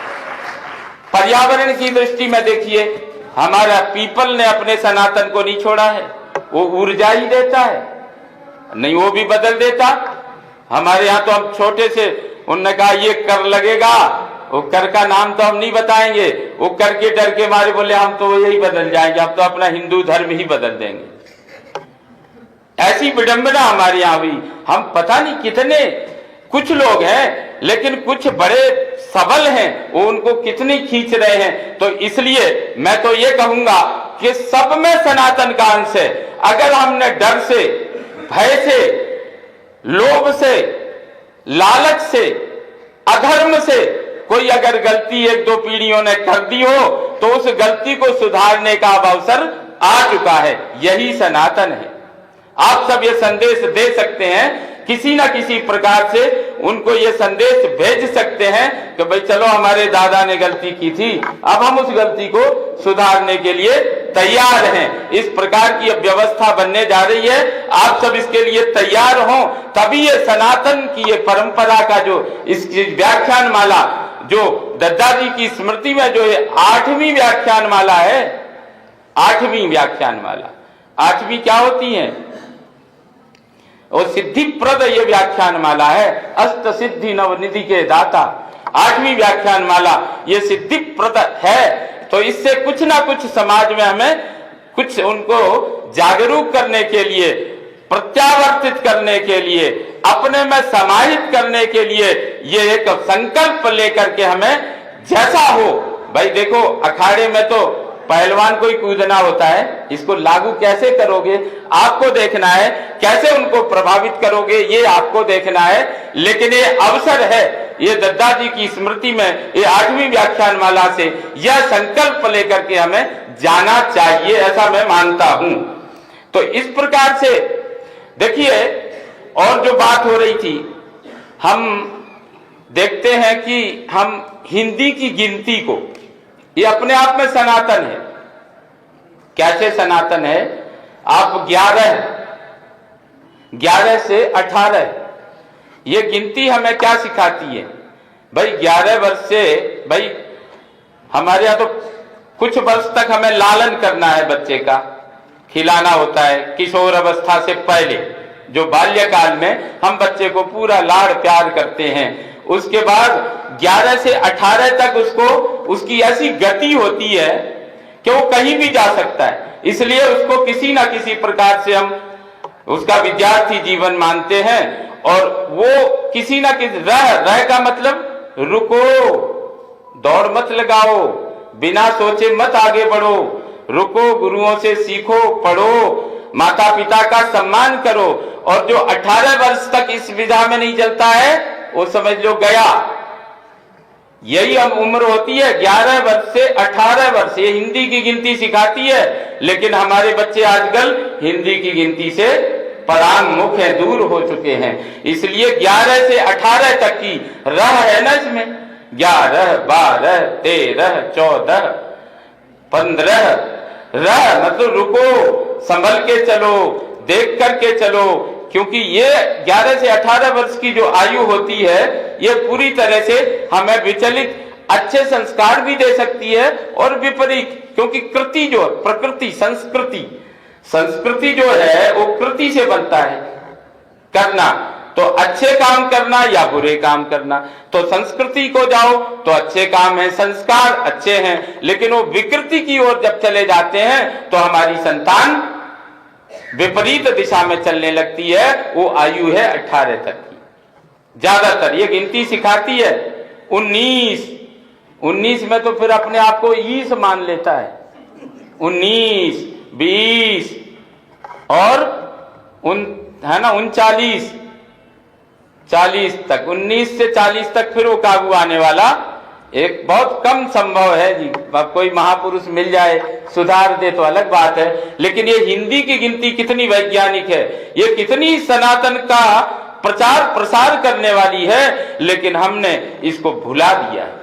हमारे हिंदी वाले भी अंग्रेजी में पढ़ते बोलते हैं, अंग्रेजी में हस्ताक्षर करते हैं, ये कितनी विडंबना है। तो हमारी गिनती किस में होगी भाई? उधर इंग्लैंड वाले तो गिनेंगे कि इंडिया में तो सब इंग्लिश में हस्ताक्षर करते हैं, अगर आज हिंदी में करने लगे तो सारे पैसे ही ना निकले आपके। इसलिए हम सनातन के पोषक कैसे हो सकते हैं ये हमें चिंतन करना है, क्योंकि हमारा आजकल डाटा सबका जा रहा है सब जगह, ये मत सोचना। तो इस डाटा के दम पर वो घोषित करते हैं कि इंडिया तो आज भी हमारा है। तो इसलिए इससे हमें कहीं ना कहीं अब सनातन की ओर अगर बढ़ना है तो हमें अपनी परंपराओं को, अपनी स्वामी विवेकानंद जी की परंपरा को, स्वामी महर्षि दयानंद जी की परंपरा को, आचार्य शंकर की परंपरा को हमें स्वीकार करना होगा। वैदिक परंपरा पर हमें चलना होगा, पौराणिक परंपराओं को मानना होगा, मनुस्मृति पर आना होगा, इस प्रकार के पाठ्यक्रमों को भी लाना होगा हमें। आज हमारे विद्या भारती के स्कूलों में, अभी बहन जी से बात हो रही थी, विद्या भारती जी के मैनेजमेंट प्रबंधक भी अपने बच्चों को क्रिश्चियन स्कूल में पढ़ा रही, ये बड़ी विडंबना है। तो इस प्रकार से हमें संभलना होगा। और देखो, अगर हमने वो 18 तक रह नहीं कर पाया तो 19 से 39 तक ईस बन जाता है। फिर वो अगर वो अच्छे सुकृति में संस्कारवान बना तो उसका ईश बनना हमारे सौभाग्य की बात है। वो माता पिता धन्य हैं जिनकी ऐसी संतति है। रघुपति भगत जासु सुत होई, तो रघुपति का भक्त, भारत का भक्त, सनातन परंपरा का अनुयायी, जिसका पुत्र, जिसका पौत्र हो गया वो धन्य है। वो दद्दाजी धन्य हैं जिनके पुत्र आज आपके सामने सनातन की परंपरा का मंच बनाए बैठे हैं। तो इसलिए ऐसी जो परंपरा है इसको हमें हिंदी की गिनती को जरूर ध्यान में देना चाहिए, ये सब कुछ सिखा देती है। और फिर 50 आस, वो सोचता है अब गए ईस बनने के दिन गए, आप 50 का होते ही अब क्या होगा, अब तो तुम्हारा बीत गया, किससे आस है, कौन देखेगा तुम्हें, कौन संभालेगा, ये हमारे सबके साथ हो रहा है। 50 और फिर जाके है ना 61 बोले अब तो तू 60 हो गया, अकेला ही बच्चा, कोई नहीं तेरे साथ। इसलिए पुण्य कमा लो, जिस समय प्रयाग का जो अपना कल्पवास कर लो वही साथ जाना है। धर्मो गच्छति, धर्मो रक्षति रक्षिता, आप धर्म की रक्षा करोगे, धर्म आपकी रक्षा करेगा, हम धर्म की रक्षा करेंगे, धर्म हमारी रक्षा करेगा। इसलिए ये सनातन की परंपरा अद्भुत परंपरा है। तो ऐसे जब 61 फिर भाई अकेले बच गए, क्योंकि बच्चे अपने अपने काम में लग जाते हैं जैसे भी हैं। अगर हम अध्यात्म मार्ग में हैं तो वो सठ था भी परमात्मा के लिए, जो गोस्वामी तुलसीदास जी अपने आप को बार बार सठ कहते हैं, अरे सठ राम नाम भज। तो इस प्रकार से भगवत संकीर्तन होना ही ये हमारी उस शेष आयु को आगे ले जाता है। तो इसलिए हमें इन परंपराओं को ध्यान में रखना होगा। सनातन का पारिवारिक मूल्य क्या है, परिवार में इसकी क्या आवश्यकता है। आप एक इसमें वाल्मीकि रामायण के बहुत अच्छे उदाहरण हैं। जब राम वनवास को जाते हैं तो राम कहते हैं कि तुम्हें और मुझे और सीता, लक्ष्मण और माता सुमित्रा को भी, जो भी पिता ने जैसा आदेश दिया है, पिता ने जो आज्ञा दी है, उस आज्ञा का पालन करना है।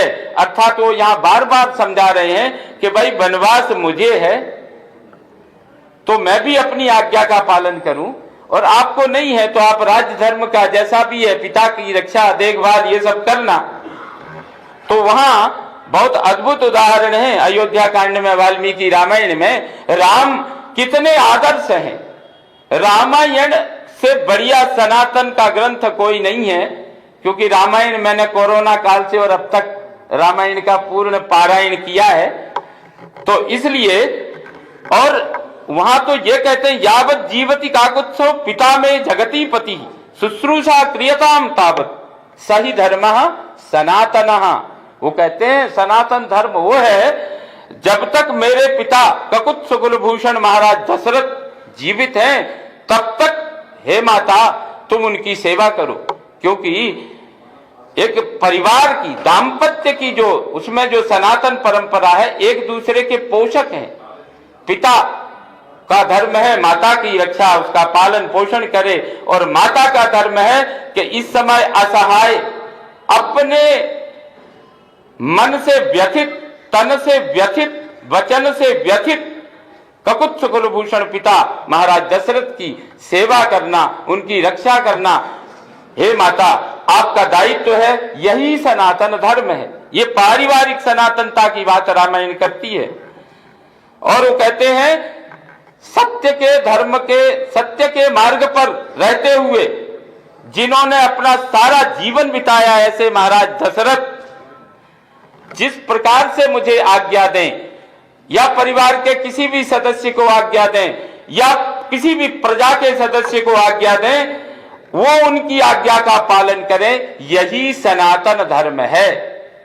जिस प्रकार से ये सनातन है, ये जिस प्रकार से दद्दा जी की जो इच्छा थी, या उर्मिलिया जी ने जो दद्दा की भावनाओं को उनके मन के, उनके पास बैठकर, उनके चरणों के पास बैठकर जो अनुभव किया, उस व्याख्यान माला के लिए या उस प्रकार के सांस्कृतिक कार्यक्रमों के लिए, उन व्याख्यान मालाओं के आयोजन के लिए हमारे भाई राकेश जी को प्रेरित किया, या उनके मन की बात उन तक पहुंचाई, और उस रूप में पहुंचाई कि आज उसका ये स्वरूप है कि छत्रसाल ऑडिटोरियम पूरी तरह से भरा हुआ है। इसलिए मैं आप सब श्रोताओं के लिए भी अभिनंदन और बधाई देता हूं।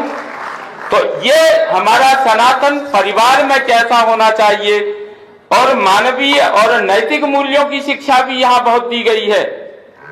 आप श्रीमद् भगवत गीता में सनातन धर्म के लिए, अब देखिए, कुल की रक्षा, कुल हमारा एक छोटा सा कुल नहीं है, हमारा छोटा सा कुल तो व्याकुल कर देता है, और जो बड़ा कुल होता है, जैसे परम पूजनीय डॉक्टर साहब का कुल है, जो इसको अब 100 साल होने जा रहे हैं, यह कुल वट वृक्ष के समान हो गया है। इस कुल की छाया में, इस कुल की छाया में सबका अभिनंदन है, सबका स्वागत है। उसमें कोई ये नहीं है कि ये फलाना क्यों आ गया। उस कुल में तो किसी को यह भी पता नहीं होता है तुम्हारा गोत्र क्या है, तुम्हारा नाम क्या है, तुम्हारी जाति क्या है, तुम क्या हो, किस जन्म में क्या थे। उसमें तो सब जो कुछ आ गया। जब जो कुछ होता है वो कहते हैं सन्मुख होय जीव मोहि जबहि जन्म कोटि अगनासहि तबहि। उस वट वृक्ष की छाया में, चाहे वो भारत का हो, चाहे किसी विदेश का हो, चाहे किसी भी शत्रु देश का भी हो, अगर वहां आ गया तो उसमें सनातन का अपने आप संचार होने लगता है। इतना प्रभावी सतोगुण का प्रसार उस विशाल कुल के माध्यम से होता है। तो ऐसे कुल की हम बात करते हैं, गीता ऐसे कुल की बात कर रहा है। केवल ये नहीं कि द्विवेदी बोल रहा है तो द्विवेदी का कुल, ऐसा नहीं है।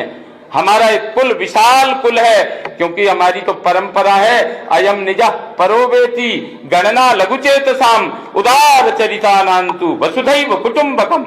हमारे लिए तो सारी वसुधा ही कुटुंब है। इस सारा भूमंडल, विश्वमंडल, ग्रह, नक्षत्र सब हमारा एक परिवार है। तो ऐसा कुटुंब, ऐसे कुटुंब में की बात गीता करता है। कुलक्षये प्रणश्यन्ति कुल धर्मा सनातनाः। ऐसे कुल में, इसलिए हमारा लक्ष्य सर्वे भवन्तु सुखिना का है।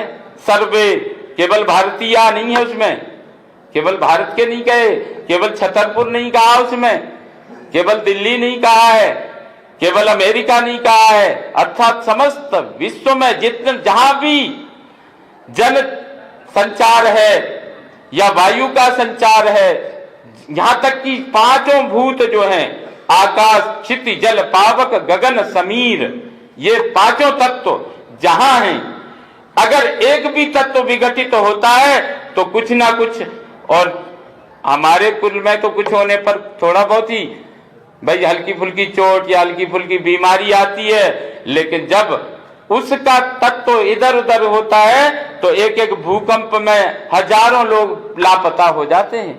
इसलिए उस सनातन को, उस पर्यावरण को बचाने के लिए हमें कुलक्षये प्रणश्यन्ति, इसलिए हमें प्रकृति का संरक्षण करना है। इसलिए वेद तो कहता है द्यौ शांति अंतरिक्षम शांति। हमारे यहाँ तो सबको आकाश की शांति, हवा की शांति, हमारे लिए हवा भी कल्याणकारिणी हो, हमारे लिए पृथ्वी कल्याणकारिणी हो, हमारे वृक्ष हमारे लिए कल्याणकारी हो, हमारी नदियां हमारी कल्याणकारिणी हो। ये सनातन की परंपरा है, सबका मनाते हैं। और इस प्रकार से हमें अपने पर्यावरण को सुरक्षित रखने के लिए भी अपने कुल को, अपने राष्ट्र को, अपने विश्व को सुरक्षित रखने की बात आती है। ये हमारा नैतिक दायित्व बनता है। किसी प्रकार से किसी भी तत्व का क्षरण ना हो। आज कई जगह पानी का संकट आने वाला है, तो इसलिए हमें आज गर्मी हमारी कितनी बढ़ गई है, क्योंकि हम वृक्ष लगाना छोड़ गए हैं, वृक्ष काटना तो जानते हैं। अगर वृक्ष हमारे मिश्र जी ने 10,000 बंटवाए होंगे तो हमें लगता है 2,000 लग गए हो तो गनीमत है, बहुत बढ़िया। तो ये संरक्षण करना, नहीं तो पहुंच तो जाते हैं पंचायतों के पास ट्रॉली भर भर के, लेकिन वो कितने संरक्षित और सुरक्षित होते हैं, ये भी बहुत बड़ी चुनौती है। तो इसलिए बहुत अच्छी बात है। तो यही है योजक सत्र दुर्लभा, आयोजन करने वाले, जोड़ने वाले दुर्लभ है इस संसार में, बाकी सब कुछ है, कोई कमी नहीं है।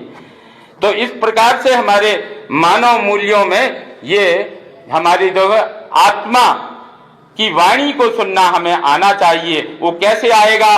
जब हम समाधिस्थ होंगे, स्थिरम सुखम आसनम, जब हम प्रातः सायं संध्या वंदन करना। हमारी तो सबकी पूजा का विरोध है, लेकिन संध्या का किसी धर्म में विरोध नहीं है। संध्या वंदन का, अच्छा, संध्या वंदन का विरोध कहीं नहीं है। इसलिए हमारे आचार्यों ने संध्या की कितनी अच्छी विधा है, उसमें प्राणायाम भी है, आसन भी है, उसमें विनियोग भी है, सूर्य उपस्थापन भी है, गायत्री उपस्थापन भी है, सूर्य को अर्घ्य देने की भी विधा है। तो इसलिए हमें मतांतर में न पड़ते हुए सनातन यही सिखाता है कि जिसमें मनुर्भव मनुष्य बनने की आवश्यकता है। इसलिए हमें इन सब बातों को ध्यान रखते हुए ये रखना चाहिए कि हमें करना क्या है। इसमें हम कुछ 8 बिंदु, क्योंकि 8वीं अपनी कार्यशाला है, व्याख्यान माला है, तो 8 बिंदु हैं हमें सनातन की रक्षा के लिए हम सबके दायित्व भी कुछ होने चाहिए। विद्यालयों और कॉलेजों में सनातन धर्म के ग्रंथों और शिक्षाओं को पढ़ाना, एक बिंदु। दूसरा है सामाजिक मीडिया, वेबिनार, ऐप्स और पॉडकास्ट के माध्यमों से युवाओं को धर्म के प्रति जागरूक करना। तीसरा है सनातन धर्म की शिक्षाओं और दर्शन को आधुनिक विज्ञान और तर्क के साथ जोड़कर प्रस्तुत करना। चौथा है सनातन धर्म के मूल तत्वों जैसे सत्य, अहिंसा, दया, क्षमा, दान, जप, तप, यम, नियम आदि के बारे में प्रचार प्रसार करना, लोगों को बताना। और पांचवा है सनातन धर्म की परंपराओं को जीवित रखने के और परिवारों में संस्कार पैदा करने के लिए निरंतर संपर्क बनाए रखना, जागरूक रखना, आपस में मेलजोल बनाए रखना। और छठा है धार्मिक स्थलों की जानकारी को जन जन तक पहुंचाने के लिए यात्राएं आयोजित करना। सातवां है सत्संग का आयोजन करके लोगों में धार्मिक और सांस्कृतिक मूल्यों का प्रचार करना। और जो आठवां है, चूंकि 8वीं अपनी व्याख्यान माला है, इसलिए जरूरतमंदों की मदद करना। जिस प्रकार से हमारे मिश्र जी दौड़ के बहाने से और मेडिकल चेकअप सेंटर केंद्र के माध्यम से, स्वास्थ्य चिकित्सा सेवाओं के माध्यम से, इन व्याख्यान मालाओं के माध्यम से मदद ही है ये। तो जैसे भी किसी को आर्थिक मदद चाहिए, उन्होंने कह दिया जिसके पास नहीं है वो आए प्रयाग में, उसका भी सम्मान है, ये बहुत बड़ी मदद है। तो इस प्रकार से और धर्म क्या है, धर्म करे धन ना घटे जो सहाय रघुवीर, इस प्रकार की बात है। तो ये हमारी परंपराएं हैं, ये सनातन की। अंत में मैं कहूंगा सच है मनुज बड़ा पापी है, सच है, सच है मनुज बड़ा पापी है, नर का वध करता है। सच है मनुज बड़ा पापी है, नर का वध करता है, पर भूलो मत मानव के हित मानव ही मरता है, मानव के हित मानव ही मरता है। लोभ, द्रोह, प्रतिशोध, वैर नरता के विघ्न अमित हैं, तप बलिदान त्याग के संबल भी न किंतु परिमित हैं, तप बलिदान त्याग के संबल भी न किंतु परिमित हैं। इन्हीं शब्दों के साथ सर्वे भवन्तु सुखिनः, सर्वे सन्तु निरामया, सर्वे भद्राणि पश्यन्तु, मा कश्चित् दुःखभाग् भवेत्। ओम शांति शांति शांति। आदरणीय श्रेयांश द्विवेदी जी, अब मैं सम्मान के सहित आमंत्रित करता हूं इस व्याख्यान माला के सूत्रधार डॉक्टर उर्वरिया साहब को। आदरणीय दयानिधि जी आए और हम लोगों को संक्षिप्त में मार्गदर्शन दें। परम श्रद्धेय पूज्य दत्ता जी की सूक्ष्म उपस्थिति को नमन करते हुए यहाँ उपस्थित श्रद्धेयवंत आदरणीय श्रेयांश द्विवेदी जी, संस्थापक कुलगुरु, आदरणीय अग्रज भ्राता डॉक्टर राकेश मिश्र जी, आदरणीय विनोद रावत जी और समस्त बंधु वगैरह, विषय बहुत स्पष्ट है कि पूज्य दत्ता जी का जो कृतित्व था उसको उसके पुण्य प्रेरणा से प्रेरित होकर के यह व्याख्यान माला आज अष्टम पायदान तक पहुंची है। आज हम अष्टम पुष्प उनके प्रेरणापूर्ण कृतित्व को अर्पित कर पा रहे हैं, ये हम सबका सौभाग्य है। चिंतन भी यही था कि नगर की एक ऐसी व्याख्यान माला के रूप में यह व्याख्यान माला स्थापित हो, जैसे आदरणीय श्रेयांश जी कह रहे थे कि जिसके आलोक में, जिसकी रोशनी में यह नगर कुछ संकल्प धारण कर सके और उसको वह अनुभूति हो। हमारा सनातन धर्म अनुभूति प्रेरित करता है, अनुभूति प्रेरक है। केवल एक ऐसा धर्म है, केवल एक ऐसा मार्ग है, एक ऐसी केवल जीवन पद्धति है जो रियलाइजेशन को प्रेरित करता है, अनुभूति को प्रेरित करता है। और दुनिया में आपको कोई भी ऐसा जीवन पद्धति नहीं मिलेगी जो सेल्फ रियलाइजेशन को प्रेरित करे। स्व प्रेरणा से स्वयं प्रेरित होकर के हम किस मार्ग पर चल रहे हैं, यह कोई मार्ग दिखाने वाला नहीं, कोई बंधन नहीं, कोई जीवन पद्धति नहीं है। तो हम अनुभूति से प्रेरित होकर के कुछ सकारात्मक काम करें, इस उद्देश्य के साथ यह व्याख्यान माला प्रारंभ की गई थी और आज हम अष्टम पुष्प अर्पित कर पा रहे हैं। सनातन मार्ग एक ऐसा मार्ग है जिसमें नैराश्य का कोई स्थान नहीं है, निराशा मात्र का कोई स्थान नहीं है। खेल हो, जीवन पद्धति हो, सुबह से शाम तक की आप दिनचर्या देख लें, निराशा है ही नहीं। खेल, ये हमारा भारतीय पद्धति से खेल विकसित हुआ कबड्डी, उसमें भी हम पुनर्जन्म को मानते हैं। कबड्डी जैसे खेल में भी हम ये मानते हैं कि पुनर्जन्म होगा। कोई भी निराशा नैराश्य का भाव है ही नहीं। हमारे जितने भी पूर्वज हुए, बप्पा रावल हो, समुद्रगुप्त हो, चंद्रगुप्त हो, छत्रपति शिवाजी हो, महाराज विक्रमादित्य हो, इनके भीतर भी जो शौर्य भाव इसलिए आया, शौर्य का अंश इसलिए भी आया कि इनकी जड़ें सनातनी थी, इनकी जड़ों में सनातन था, इसलिए आज अमर हैं, अजर हैं और हम सबके लिए प्रेरणापुंज हैं। इसलिए सनातन के अध्येता बने, सनातन के अर्चक बने, सनातन के तात्विक दृष्टिकोण को आत्मसात करें और अपनी भावी पीढ़ी को संस्कृति से जोड़ें तो सदैव विकृति से दूर रहेंगे। गुरुकुलों से उनको जोड़ें, संस्कृति के जो केंद्र हैं उनसे जोड़ें और गौ गीता गंगा गायत्री जीव जगत जगदीश को आराध्य मान करके उनके प्रति समर्पण का भाव विकसित करें। इन्हीं भाव के साथ वंदे मातरम, जय हिंद। आदरणीय दयानिधि जी, अब मैं बहन अनीता दीक्षित और नमिता खरे को मंच पर सादर आमंत्रित करता हूं और कार्यक्रम के आखिरी में आभार प्रदर्शन के लिए हम अपने न्यास के सहयोगी और महाराजपुर महाविद्यालय के जन भागीदारी के अध्यक्ष भाई नीरज भार्गव जी को आमंत्रित करता हूं कि आए और उपस्थित जनों का सम्मान सहित आभार प्रदर्शन करें। धन्यवाद। वर्तमान समय में सनातन धर्म की महत्ता इस विषय पर आयोजित इस सभागार में व्याख्यान माला में उपस्थित आज के कार्यक्रम के मुख्य अतिथि और मुख्य वक्ता, जिन्होंने वर्तमान परिवेश में सनातन धर्म की हम सबके जीवन में कितनी महत्ता है इस विषय पर अपना उद्बोधन दिया, हम सबका मार्गदर्शन किया। मैं न्यास की ओर से उनका हार्दिक अभिनंदन करता हूं, हार्दिक धन्यवाद व्यक्त करता हूं।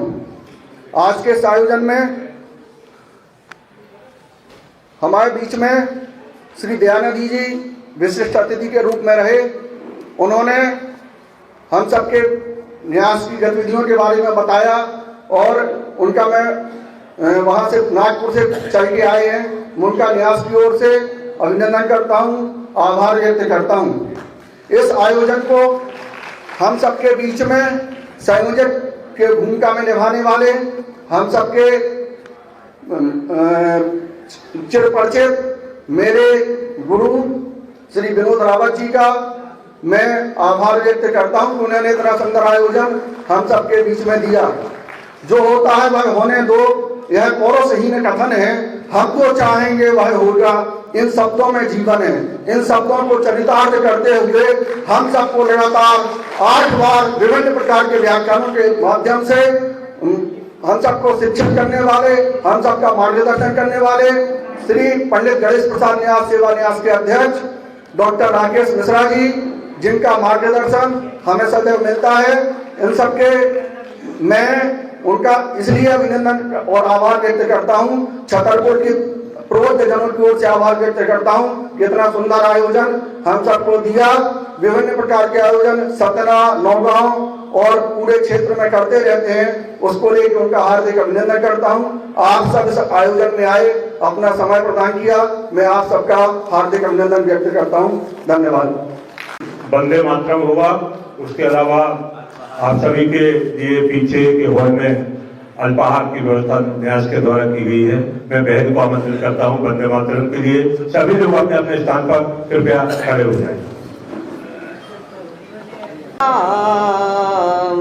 मलयज शीतलां शस्य श्यामलां मातरं वन्दे मातरं। शुभ्र ज्योत्स्ना पुलकित यामिनी फुल्ल कुसुमित द्रुमदल शोभिनी सुहासिनी सुमधुर भाषिणी सुखदां वरदां मातरं वन्दे मातरं। कोटि कोटि कंठ कल कल निनाद कराले, कोटि कोटि भुजे धृत घर करवाले। अबला की नुमा तो बोले, बाहुबल धारिणी नमामि तारिणी, रिपुदल वारिणी मातरं वन्दे मातरं।